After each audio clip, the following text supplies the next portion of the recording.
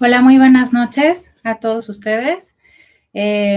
Bienvenidos a esta plática sobre el Sistema Interamericano de Derechos Humanos.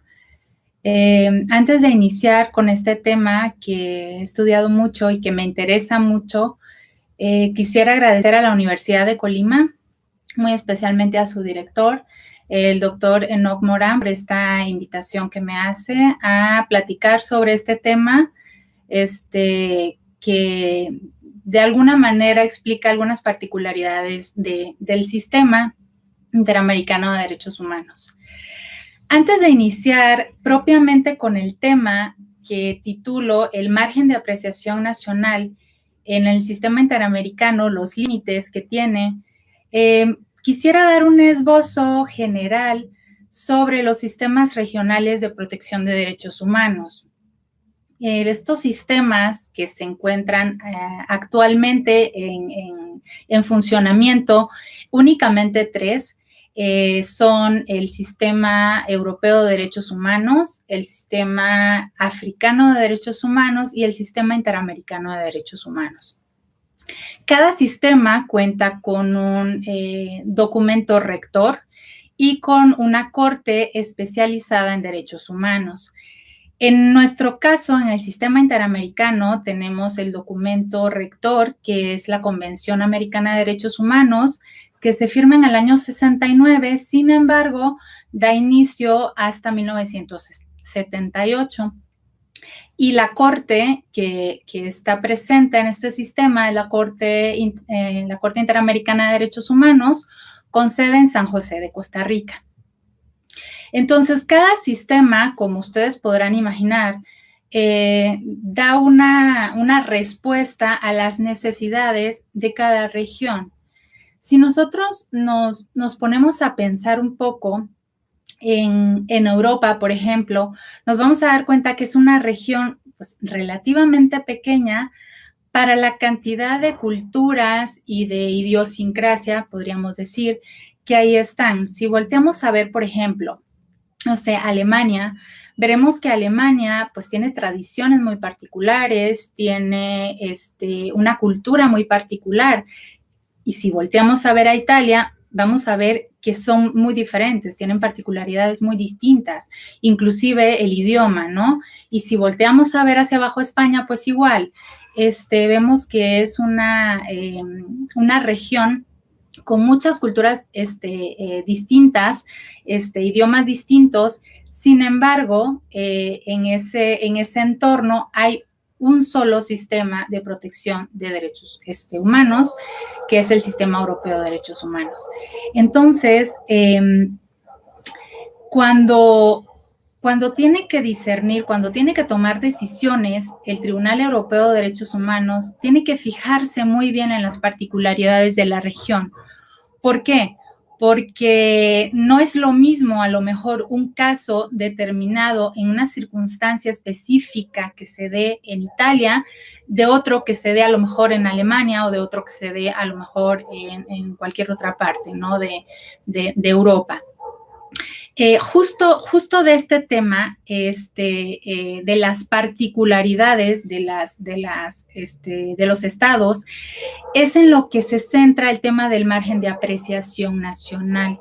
El margen de apreciación nacional, como su nombre lo indica, es una parte de libertad que le da los tribunales o que les da los sistemas de protección de derechos a los estados para que interpreten esos convenios medulares. Es decir, si nos enfocamos en el sistema interamericano, podríamos decir que México, Costa Rica, no sé, Nicaragua, Chile, tienen un margen de apreciación nacional. Es decir, cuando vamos a analizar o a interpretar derechos de la Convención Americana de Derechos Humanos, tenemos la posibilidad de interpretarlos según las circunstancias o según las necesidades. Obviamente, este margen de apreciación nacional, este espacio o esta concesión que se nos da a los estados, tiene sus límites. ¿Por qué?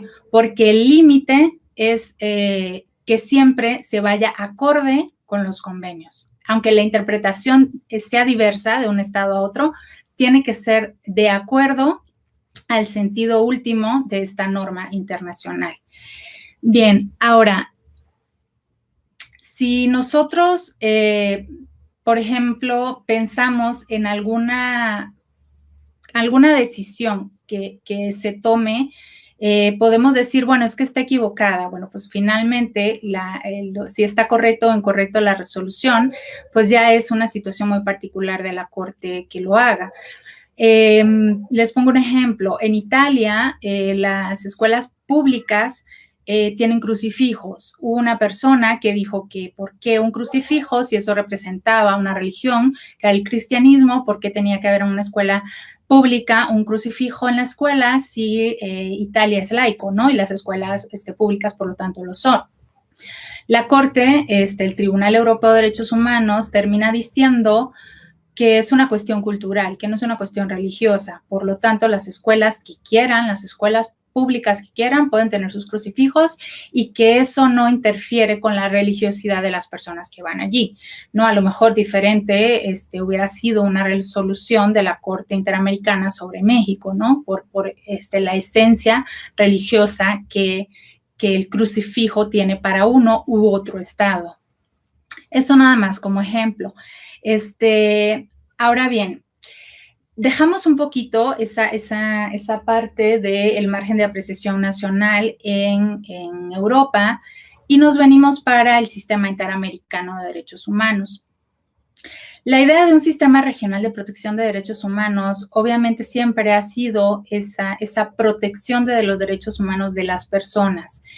Y las regiones intentan estructurar una gran cantidad de normas orientadoras para los estados firmantes. Los estados firmantes son los que al final de cuentas tienen la obligación de cumplir con todos estos detalles. Únicamente una nota, ¿no? Al pie de página. Recordemos que para que haya un cumplimiento efectivo de las normas de derechos humanos dentro de los estados, tiene que haber dos cosas importantes. Primero, haber firmado la convención rectora de la región, que en nuestro caso es la Convención Americana de Derechos Humanos, como lo comentaba. Y un segundo punto es firmar la jurisdicción de la Corte Interamericana. Es decir, si un estado firma la convención, únicamente está obligado a cumplir con la convención, pero no tiene la posibilidad de ser juzgado por la Corte. En el momento en que los estados firman la jurisdicción de la Corte Interamericana, ahora sí tienen la obligación de cumplir con la sentencia si es que hay un caso en su contra y tienen la obligación de seguir un proceso ante la Corte Interamericana de Derechos Humanos si es que hay un caso contra ese estado. Bien, cuando hablamos de particularidades, entonces, para continuar con el tema del margen, justamente es eso, si hay particularidades, si hay circunstancias especiales en cada uno de los estados, eso legitima que el estado pueda de alguna manera interpretar diferente un tratado internacional o una sentencia. Muchas veces las circunstancias que se viven en un estado en particular no permiten que una sentencia de la Corte Interamericana se cumpla tal cual se establece. Por eso es que la Corte tiene que ver específicamente las circunstancias del estado al cual está juzgando. Aquí hay una situación que me gustaría llamar la atención y es esa doctrina que establece últimamente la Corte Interamericana de Derechos Humanos de que su jurisprudencia es erga omnes.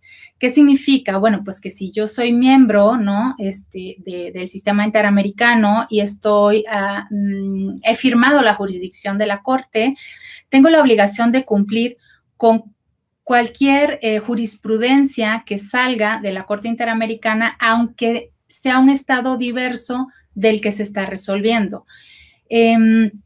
Esto encierra discusiones, ¿no? Discusiones, ¿por qué? porque si bien es cierto, los estados deberían de estar dispuestos a cumplir al 100% con una normativa de protección de derechos humanos, también lo es que a lo mejor una sentencia dictada para un estado en particular, con sus circunstancias particulares, no aplique directamente en otro estado con otras circunstancias diversas. Entonces, genera ahí un conflicto. Sin embargo, pues hay que tomar en consideración que la Corte Interamericana siempre está manejando criterios generales y orientadores, ¿no? Entonces, aquí también es un poco el juego de en qué sentido o de qué manera se pueden aplicar esas directrices de la Corte Interamericana sobre todos los estados, sobre ese consenso que establece la Corte Interamericana sobre un tema en particular, para que todos los estados realmente puedan acatarlo de manera eficiente. Bien, la doctrina, digamos que podríamos nosotros relacionar con el margen de apreciación nacional, que les comento que es un tema que se maneja de manera más claro en Europa, es la doctrina del control de convencionalidad en el sistema interamericano de derechos humanos. Bueno, muchos ya saben que a partir del año 2003, con el caso de Mirna Machan contra Guatemala, el juez García Ramírez inicia una doctrina muy interesante. ¿Por qué? Porque se basa en esa obligación de todos los estados de cumplir cabalmente con la protección de los derechos humanos. Entonces, dice García Ramírez, bueno, realmente el Estado en su totalidad está obligado a cumplir con la protección de los derechos humanos de las personas. Entonces, en una primera aproximación a esta doctrina, el juez establece que todos los jueces, todos los miembros del Poder Judicial tienen la obligación de cumplir con todos los convenios que ha firmado, ¿no? Entonces, en este sentido, cuando un juez está interpretando o solucionando un caso específicamente, tiene que mirar no solo el bloque de constitucionalidad de su estado en particular, sino también tiene que ver los tratados internacionales sobre derechos humanos que ha firmado ese estado. Eso es el control de convencionalidad, o sea, las convenciones que han firmado, más toda la estructura del ordenamiento jurídico interno. Los jueces como primer punto. Luego empieza a gestarse un poco más, de forma más amplia, la doctrina, e incluye ahora sí a cualquier órgano, no importa que no sea del poder judicial, sino que ejerza funciones jurisdiccionales. Entonces ampliamos el espectro de personas que están obligadas a cumplir con la protección de los derechos humanos. Se amplía esta área, ¿no?, del control de convencionalidad, cuando la Corte establece que todos los administradores públicos, independientemente de los niveles, independientemente si son del Poder Judicial o no, deben de estar obligados a resolver situaciones de derechos humanos, viendo su bloque de constitucionalidad, más todos los convenios y tratados internacionales que se han firmado sobre el tema. Y por último, y es la doctrina que en este momento tenemos, es que la obligación recae en cualquier funcionario. Cualquier funcionario tiene la obligación de la protección, de velar por la protección de los derechos humanos y de resolver cualquier conflicto que se dé a partir del control de convencionalidad. Bien, para ir delimitando un poco el tema, yo quisiera dividir el control de convencionalidad en dos partes, en un control interno y luego el control externo que le correspondería a la Corte Internacional, buscando y entresacando los límites o la forma en la cual el Estado podría de alguna manera utilizar ese margen de apreciación nacional. Entonces, nos vamos a una primera esfera, podríamos decirlo, del control interno. Para empezar, ¿qué podemos decir? Bueno, ya dijimos que los estados que conforman los estados que conforman el sistema interamericano, bueno, algunos, la mayoría han firmado la Convención Americana y muchos otros han firmado la jurisdicción. Entonces, en el momento en que los estados están firmando eso, se están comprometiendo a cumplir el principio fundamental que legitima esta obligatoriedad es el principio del pacta sunt servanda. El pacta sunt servanda nos dice que todo lo que firmamos lo tenemos que cumplir, ¿no? Es esa intencionalidad del Estado de que al firmar me estoy comprometiendo a cumplir. Si no, pues sería también ilógico. ¿Para qué estoy firmando si realmente no me interesa cumplir o no tengo voluntad de cumplir? En este sentido, podemos decir que una primera obligación del Estado es el respeto a los derechos. Eso lo encontramos en el artículo 1 de la Convención. Todos los estados firmantes de la Convención Americana tienen la obligación de respetar los derechos humanos. Segundo punto, segundo artículo, tienen el deber de acomodar o de reformar o de modificar su ordenamiento conforme a la Convención Americana. Si hubiera alguna discrepancia o alguna contradicción entre el ordenamiento jurídico interno y las normas internacionales sobre derechos humanos que se establecen dentro del sistema interamericano, particularmente dentro de la Convención, tendríamos una situación en la cual el Estado se vería obligado a hacer una modificación para adecuarlo. Bien, eso por un lado. Ahora, ¿a qué está obligado también el Estado en el momento en que se adhiere a este esquema? Está obligado a que cualquier interpretación que haga de los derechos humanos tiene que ser una interpretación conforme al control de convencionalidad. Tiene que ser una interpretación que de alguna manera esté apegada realmente a lo que se establece en los tratados internacionales. Entonces, bueno, pues tenemos 3 puntos, tenemos una obligación, tenemos un deber y tenemos esa también obligación de hacer una interpretación conforme. Siguiente. Es interesante y es un tema que ya yo he estudiado también, que prácticamente todas las constituciones iberoamericanas tienen cláusulas de apertura. Iberoamericanas porque me refiero también a la Constitución española, la Constitución de Portugal, que tienen cláusulas de apertura. Únicamente El Salvador y Cuba son los únicos 2 países que no tienen estas cláusulas. ¿A qué me refiero con cláusulas de apertura? A artículos específicamente redactados en las constituciones que establecen que se abren a los derechos humanos. En el caso de México en particular, tenemos el artículo 1, que dice que dentro del bloque de constitucionalidad se incluyen los derechos humanos de los tratados internacionales firmados y ratificados por México. Eso abre el espectro, abre ese reconocimiento de derechos a nivel internacional. Esas son las cláusulas de apertura. Y si yo como Estado tengo una cláusula de apertura dentro de mi Constitución, es porque tengo la intencionalidad de efectivamente cumplir con esos derechos humanos que están en la esfera internacional. Bien, si el Estado realiza de forma correcta todo esto que les estoy comentando, pues no tendríamos necesidad de irnos a un tribunal internacional. ¿Por qué? Porque estaríamos cumpliendo cabalmente con las indicaciones del derecho internacional de los derechos humanos, ¿sí? Ahora, el problema es cuando esto no se cumple. Entonces, es cuando viene esta segunda parte, que es este control externo, que es cuando entra directamente a un tribunal internacional a juzgar a un Estado, ¿no? Ahora, los estados tienen que ver, los estados que conforman el Sistema Interamericano de Derechos Humanos tienen claro, ¿no?, que la entrada de un tribunal internacional, en este caso la Corte Interamericana de Derechos Humanos, a juzgar un caso que se ha dado dentro del Estado, es subsidiario y es dependiente. ¿Por qué es subsidiario?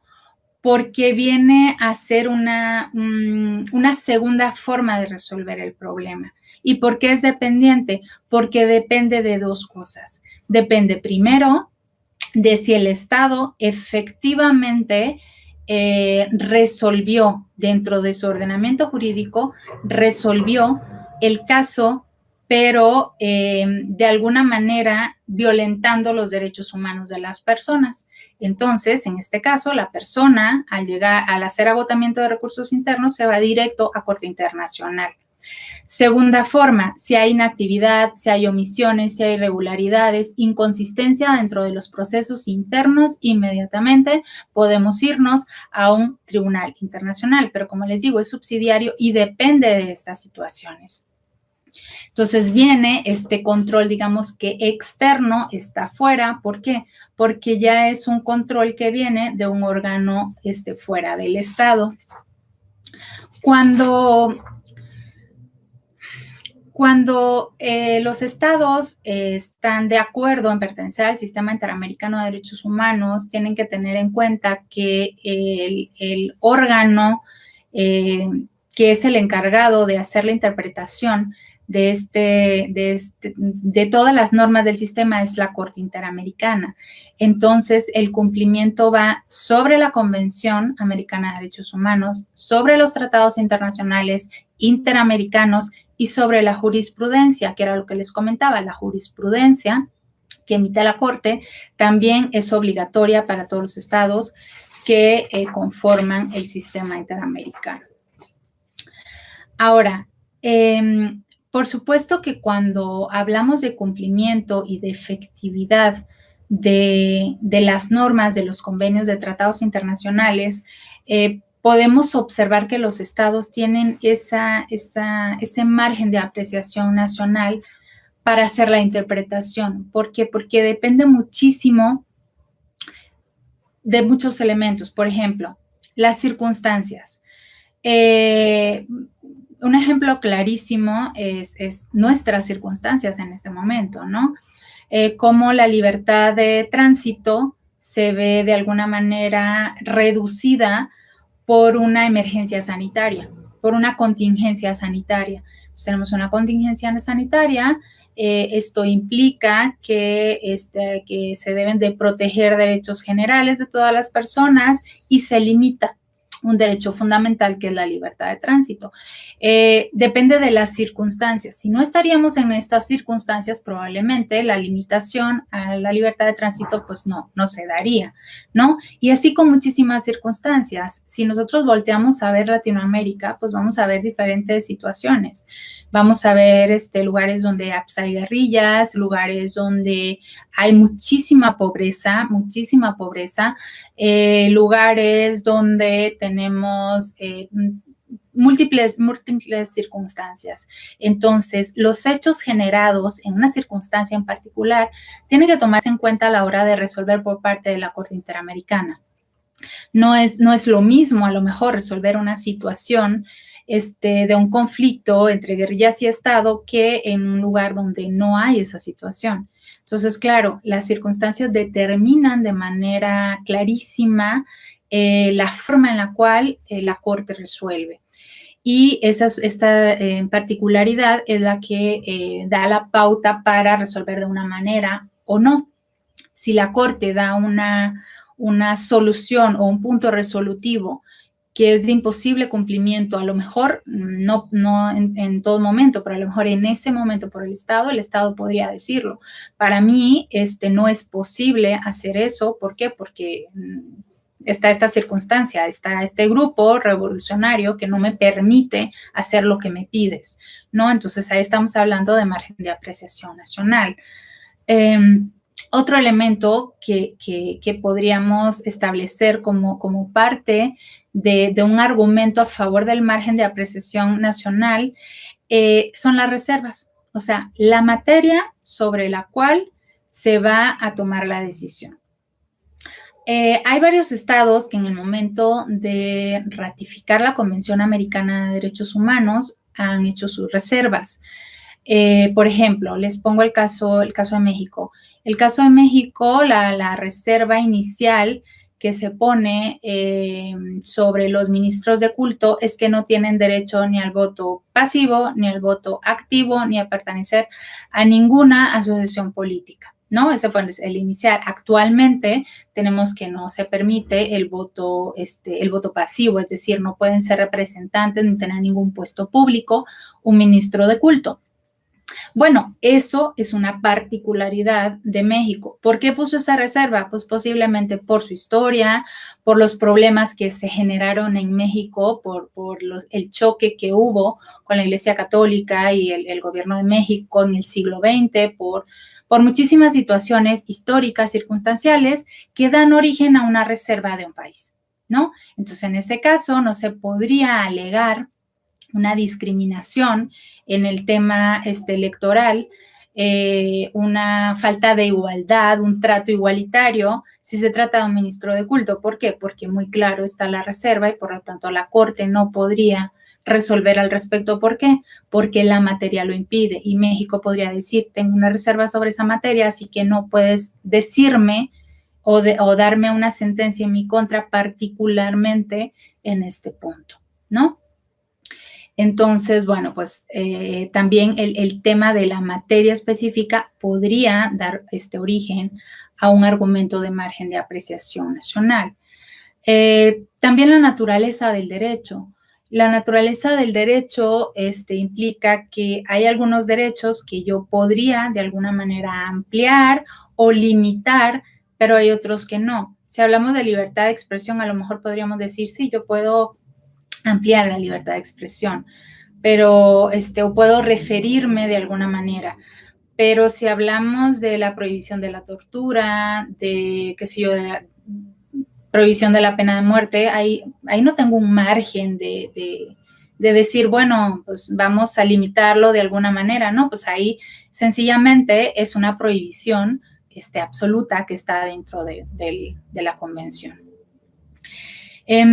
Es importante esto, ¿por qué? Porque sí existen las particularidades, sí existen las circunstancias especiales y es necesario que los estados, o sea, realmente conscientes de esta situación, puedan argumentar estas situaciones diciendo que no es que no quieran cumplir, es que no pueden cumplir o que no van a cumplir por diversas situaciones.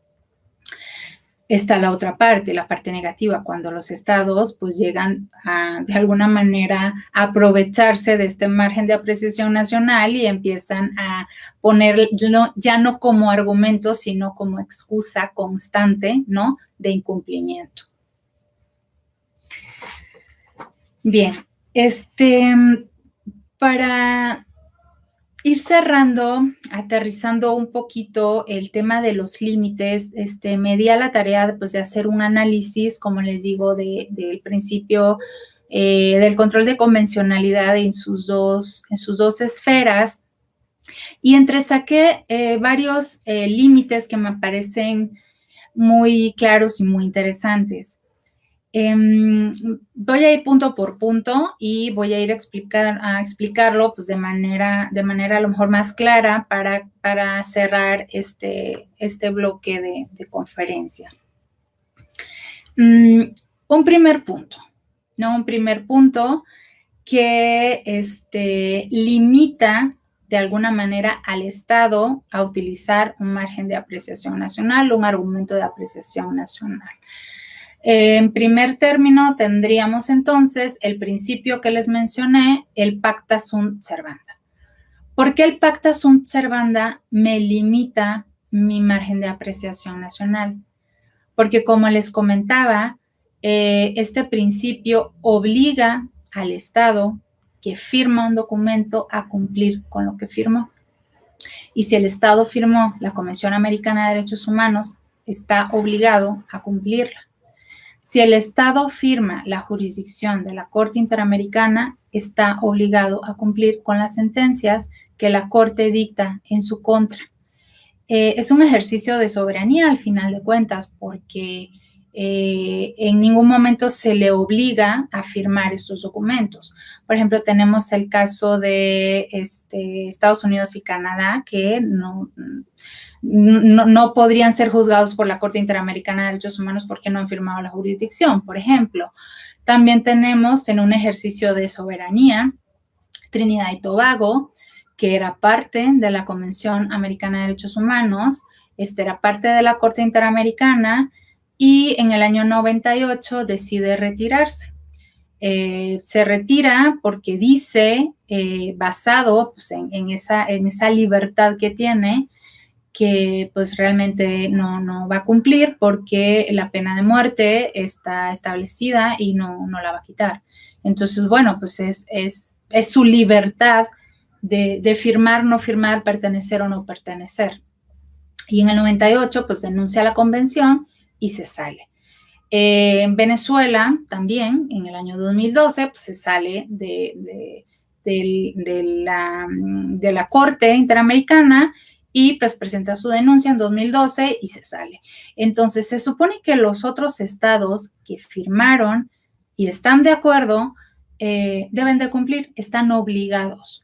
Si el estado, por cualquier razón, violenta un derecho fundamental, un derecho humano contenido en la Convención Americana, pues obviamente va a haber una consecuencia. No estoy hablando de castigo ni de sanciones, estoy hablando de consecuencia que puede ser un caso que se establezca en su contra. Entonces, el Estado debe de aceptar y debe de participar en el proceso y debe de acatar la sentencia. ¿Por qué? Por el principio pacta sunt servanda, ¿no? O sea, lo que yo firmo, yo lo cumplo, ¿no? Es en un primer momento en el que no podría el Estado argumentar el margen de apreciación nacional. En este momento no quisiera cumplir con la sentencia por X motivo, no. Podría decir, no puedo cumplir con estos elementos de la sentencia y decir por qué, pero no podría rechazarla de manera clara y evidente, ¿no? Bueno, ese primer punto, pacta sunt servanda. Segundo, si bien es cierto, los estados tienen la posibilidad de hacer una interpretación adecuada a sus circunstancias, a su historia, a sus tradiciones de la convención, lo que sí es cierto es que cada derecho tiene un contenido esencial. Es decir, tiene un núcleo duro que es imposible tocar. Por más que se limite la libertad de tránsito, por más que se limite cualquier libertad por razones específicas, no se puede eliminar. Entonces, en este caso, por ejemplo, comentábamos el caso de Trinidad y Tobago, bueno, es pena de muerte, que estamos eliminando tajantemente pues, el derecho a la vida. Entonces, en este caso, estamos eliminando el derecho, estamos eliminando el núcleo esencial, no lo estamos limitando, lo estamos eliminando. Ese es un límite contundente que existe cuando el Estado quiere de alguna manera limitar derechos. No lo puede hacer, no puede utilizar su margen de apreciación nacional para decir que por sus circunstancias tiene que haber, no sé, una limitación específica a algún derecho. Les pongo el ejemplo de México, no sé, en 2007, 2008, que tuvo una situación muy grave en la guerra contra el narcotráfico, pues hubo varios estados que pusieron una hora en la cual ya no se podía salir de casa, ¿no? A partir de las 10 de la noche ya nadie puede salir, ¿no? Bueno, pues en ese caso están limitando la libertad de tránsito por situaciones específicas y circunstancias especiales. ¿De acuerdo? Ahora, lo que no podían hacer es limitarlo totalmente o absolutamente. En ese sentido, el contenido esencial marcaría una segunda pauta para limitar el margen de apreciación nacional. Tercero, la interpretación conforme. Aquí al contrario, si el Estado realmente está realizando una interpretación conforme, utilizando para discernir ese problema que hay entre derechos humanos o que tiene que ver con derechos humanos y está utilizando el principio de proporcionalidad con sus máximas, la ponderación, utilizando el bloque de convencionalidad, podemos decir que en este caso el Estado está cumpliendo cabalmente y no necesitaría del margen de apreciación nacional para establecer algún tipo de argumento de no cumplimiento. ¿Por qué? Porque estaría cumpliendo cabalmente. Un cuarto punto. Los estados no podrían manifestar de ninguna manera el argumento del margen de apreciación nacional si no han cumplido realmente con la protección de los derechos humanos y un caso ha llegado a última instancia y finalmente se resuelve de forma en la cual los afectados creen de alguna manera y con alguna razón que sus derechos siguen siendo violentados. En este caso, al haber agotamiento de recursos internos, como les comentaba, entonces aquí sí va a Corte Internacional y no puede haber de alguna manera un argumento que el Estado pueda sacar a partir de su margen de apreciación nacional para evitar esa situación. Entonces, sería por agotamiento de recursos internos o bien por, como les comentaba anteriormente, porque no hay una operación del proceso de forma correcta, porque hay inconsistencias, porque hay omisiones, porque hay situaciones que no quedan claras dentro del procedimiento. Entonces, claro, los afectados pueden ir directamente a una corte internacional, en este caso la Corte Interamericana de Derechos Humanos, y el Estado no podría, en este caso, argumentar que no quiere ir porque está cumpliendo cabalmente, pues no, es demostrable que no lo está haciendo. Otra situación es un límite más bien que le podríamos poner a la Corte Interamericana de Derechos Humanos a la hora de resolver una sentencia. ¿En qué sentido? La Corte Interamericana, como lo decía al inicio, debe de ser muy certera a la hora de dictar una sentencia. Debe de observar los hechos, las circunstancias, los elementos, el lugar donde se está llevando a cabo, la situación social que se está dando en ese sector para poder tomar decisiones claras, ¿no? Por ejemplo, qué sé yo, en el caso de Campo Algodonero, que se resuelve sobre la situación en Juárez de los feminicidios, pues sí tuvieron que hacer una investigación específica de la región y ver por qué se estaba dando esa situación, ese suceso y dictar una sentencia acorde, ¿no? En uno de los puntos de la sentencia de Campo Algodonero, por ejemplo, viene la capacitación de los funcionarios en el tema de género. ¿Por qué? Porque se evidenciaba una falta de conocimiento del tema y de aplicación del tema de género de las autoridades del gobierno de Chihuahua en ese momento. Entonces, es importante y es un límite. ¿En qué sentido para la Corte? Es un límite porque no puede resolver de forma general. Tiene que resolver según las circunstancias y particularidades, como lo hemos venido diciendo, de la región a la que está juzgando, o más bien de la que está resolviendo el caso donde se dieron los hechos. Otro punto, sería el sexto, es un límite que se pone la propia Corte Interamericana. ¿En qué sentido? Y de forma muy, muy inteligente también para respetar el margen de apreciación nacional. La Corte siempre dice qué debe de hacer. La Corte dice necesita capacitación de funcionarios. La Corte dice necesita que su ordenamiento jurídico se acorde a los tratados internacionales sobre derechos humanos, se acorde a la convención. Necesita que dice qué es lo que debe de hacer el Estado. Sin embargo, no dice cómo lo debe de hacer. El Estado tiene esa especie de concesión para decidir de qué forma va a cumplir con lo dispuesto por la Corte. ¿Cómo van a ser las capacitaciones? ¿Cuánto tiempo? ¿De qué manera? ¿Cuántos funcionarios? Eso lo decide el mismo Estado. Si va a ser una reforma constitucional, si va a ser una modificación, si no va a modificar la Constitución, pero sí la ley, eso lo decide el propio Estado, porque la Corte no se mete en la forma en la cual el Estado cumple con sus sentencias, y esto es muy importante.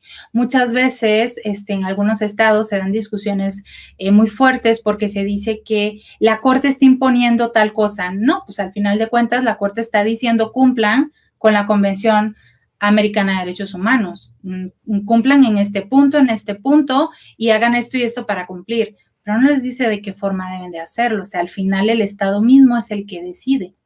Entonces, esta limitación de forma es la que se le impone a la Corte Interamericana. Bueno, pues ella misma es la que se ha puesto este autolímite, podríamos decirlo. Y por último, punto 7, podríamos decir que ese margen de apreciación nacional lo tienen los estados que han puesto reservas a la Convención Americana de Derechos Humanos o a cualquier otro tratado internacional de derechos humanos. Qué sé yo, Argentina, por ejemplo, dice que ningún tribunal internacional va a poder decir algo al respecto sobre resoluciones que los tribunales locales han tomado respecto de interés social o de indemnización justa. Entonces, en este sentido, hay una limitante, hay una reserva que el Estado puso y que la Corte tiene que acatar en ese sentido. Entonces, hay un límite. En el momento en que la Corte diga algo al respecto, pues puede el Estado recordar la reserva que hizo y que fue aceptada, ¿no?, por el sistema interamericano de derechos humanos, igual a como tendríamos la situación de los ministros de culto a México. Bien, bueno, pues yo cerraría con estos 7 puntos este tema del margen de apreciación nacional. Creo que es un tema interesante, sobre todo por el tema de la nomenclatura tan poco utilizada en el sistema interamericano, tan utilizada en el sistema europeo de derechos humanos, pero bueno, aquí la explicación es que existe un control de convencionalidad, ¿no? Un control de convencionalidad aceptado por la región, que si lo vemos desde un punto de vista objetivo, no vemos tantas diferencias culturales, menos de idioma, ¿no?, como lo estaríamos viendo en Europa. Pues yo quisiera agradecerles a todos ustedes por la atención brindada, nuevamente a la Universidad de Colima, al doctor Morán por su invitación, y quedamos para sus preguntas. Muchas gracias.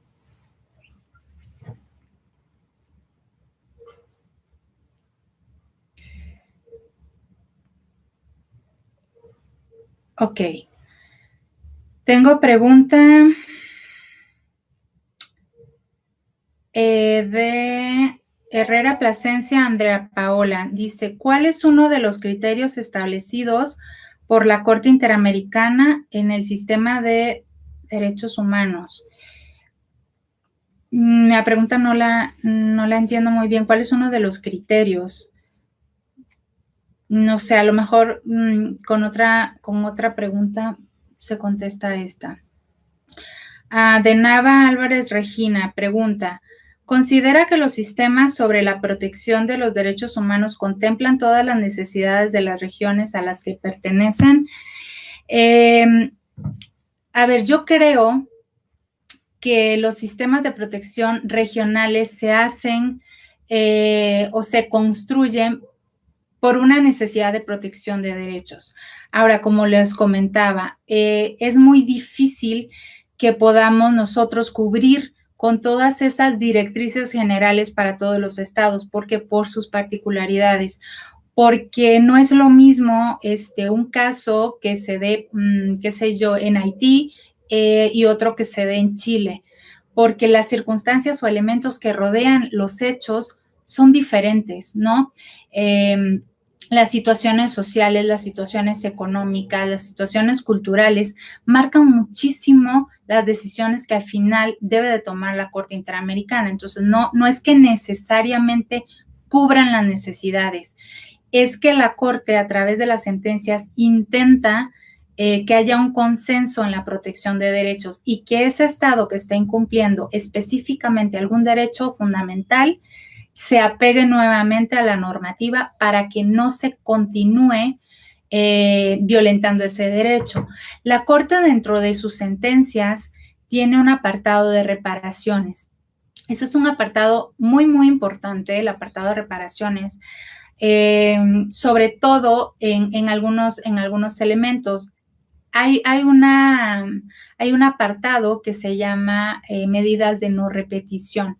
Las medidas de no repetición justamente van buscando que no se repita el hecho. Entonces, ¿cuáles podrían ser las modificaciones que mencioné anteriormente? Las modificaciones a la Constitución. Si hay una necesidad, como lo menciona la persona que pregunta, si hay una necesidad en ese estado de completar un derecho que no está, por ejemplo, dentro de la Constitución, que no se respeta, la idea cuando la Corte da una sentencia al respecto es que ese hecho no se vuelva a repetir. Por lo tanto, le indica al Estado que esa necesidad que tiene de reglamentar ese derecho lo debe hacer lo más pronto posible, ¿no? Entonces, la idea es ir cubriendo las necesidades de protección de los estados, pero de una forma particular por el caso que se da allí, ¿no? Pero no podemos decir que los sistemas cubren todas las necesidades, porque no se trata de que los sistemas cubran las necesidades, sino finalmente que resuelvan conforme la necesidad de ese estado. A ver qué otras preguntas. Dices, es este procedimiento. Si una persona perteneciente a una nación europea, ese es de Araceli Sánchez, Cindy Araceli Sánchez. Si una persona perteneciente a una nación europea comete algún crimen contra alguien bajo la jurisdicción de la Corte Interamericana, se juzgaría en Europa o en San José. Se juzga donde se da. Por ejemplo, si se da en México, la jurisdicción es de la Corte Interamericana de Derechos Humanos. Si se da en España, la jurisdicción es de la Corte Europea de Derechos Humanos. Es donde se da el hecho, donde se juzga, ¿no? Se juzga al Estado. Recordemos que estamos hablando de sistemas regionales que juzgan estados, no juzgan personas. Entonces, el hecho se da en ese estado, eso quiere decir que ese estado algo hizo mal, que no protegió ese derecho y por eso la sentencia va sobre el Estado.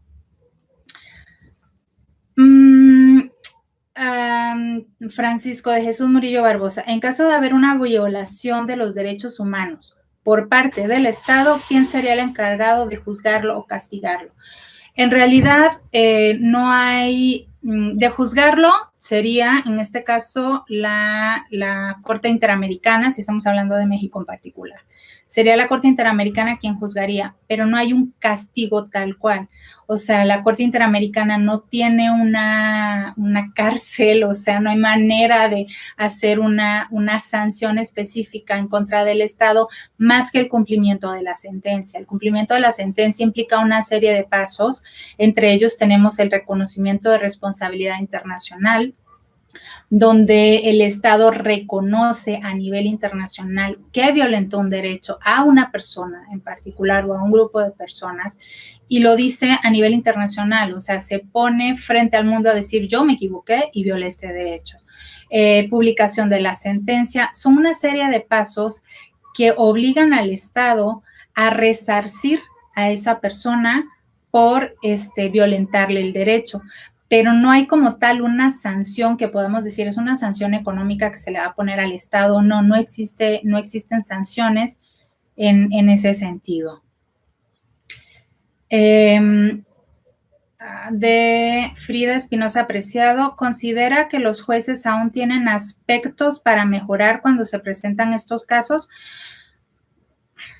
Aspectos.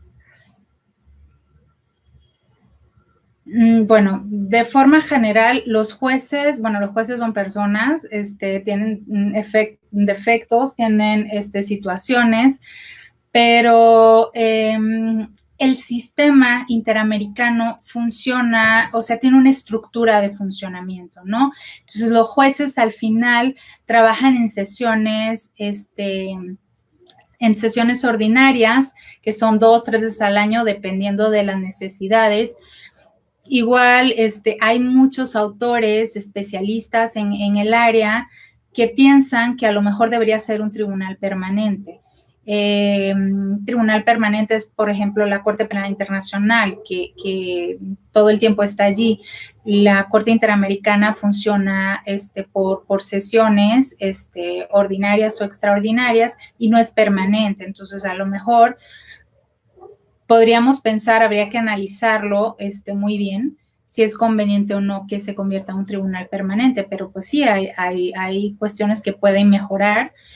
Tampoco es un tribunal investigador. Por ejemplo, la Corte Penal Internacional tiene un área de investigación que es del fiscal, la Corte Interamericana no lo tiene. Entonces, bueno, pues se podría pensar, pero la estructura está ya muy definida. A ver, Karina Lisset Jiménez Castillo. Si los representantes del Estado dicen cumplir los 3 puntos estipulados, pero no fue así, los habitantes del Estado pueden alzar la voz para que sean quitados de sus puestos. No. A ver, la Corte Interamericana no se mete en el Estado. O sea, la Corte Interamericana recibe casos de los estados porque los estados firmaron la jurisdicción. Entonces, juzga al Estado por un caso que se dio en su estado. En ningún caso la Corte va a decir que remuevan a una persona o va a decir directamente que fue una persona en particular la responsable.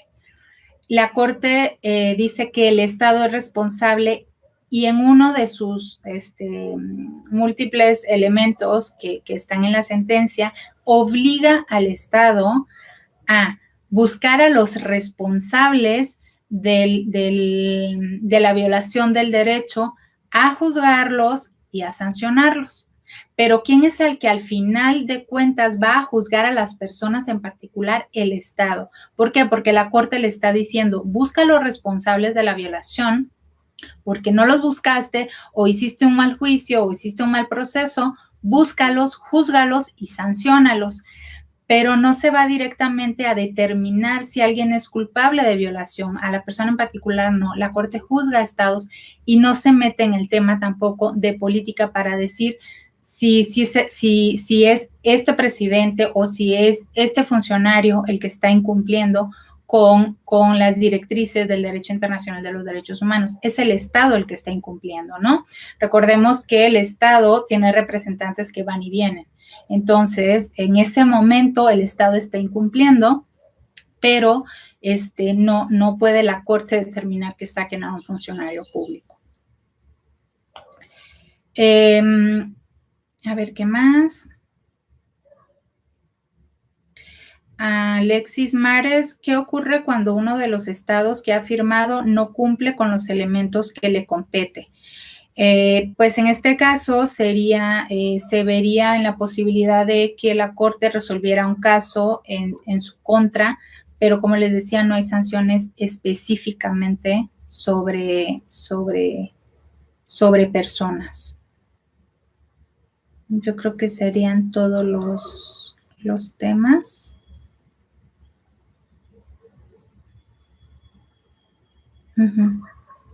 Serían las preguntas que tengo aquí.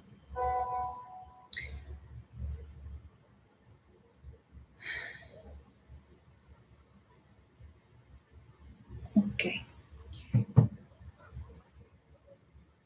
Temas energéticos, la luz de los derechos humanos. Para generar, para contaminar. Bueno, hace una pregunta la maestra Rocío Robles sobre de temas energéticos a la luz de los derechos humanos. Ok, bueno, han habido varias sentencias de la Corte que tienen que ver con la protección de los derechos ambientales respecto de las empresas. Cuando se establece la protección del ambiente como derecho de solidaridad de cuarta generación de derechos humanos, perdón, de tercera generación de derechos humanos, se establece que debe haber un cumplimiento por parte del Estado. Entonces, por ejemplo, el cumplimiento que hagan los estados, las empresas, de la protección de los derechos ambientales cuando se establecen en alguna de las regiones y, qué sé yo, su producción contamina el ambiente, contamina ríos o hay una contaminación, ¿quién es el responsable de del incumplimiento de esa protección de ese derecho? Es el Estado. En este caso, ¿a quién juzgaría la Corte Interamericana? Bueno, la Corte Interamericana juzgaría al Estado. ¿Por qué? Porque no está protegiendo el derecho al ambiente sano, y debe de buscar a los responsables, juzgarlos y sancionarlos. Entonces, al final, el Estado es el culpable de violentar ese derecho. ¿Por qué? Porque no protegió y ahora debe de buscar a los responsables de la violación de este derecho.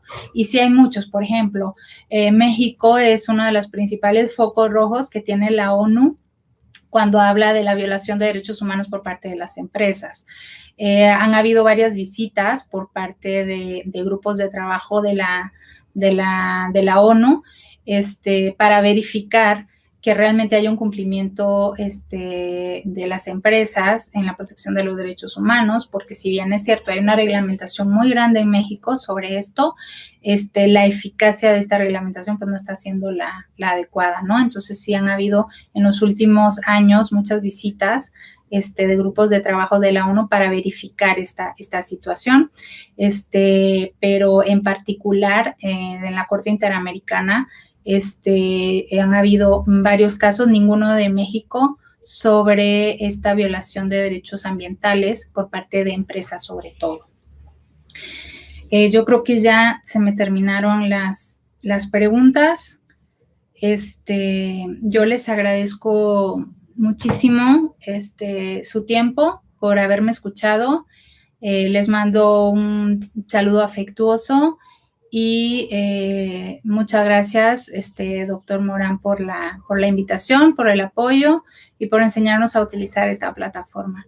Muchas gracias, buenas noches, cuídense mucho y esperamos vernos en otra oportunidad. Muy buenas noches y hasta luego.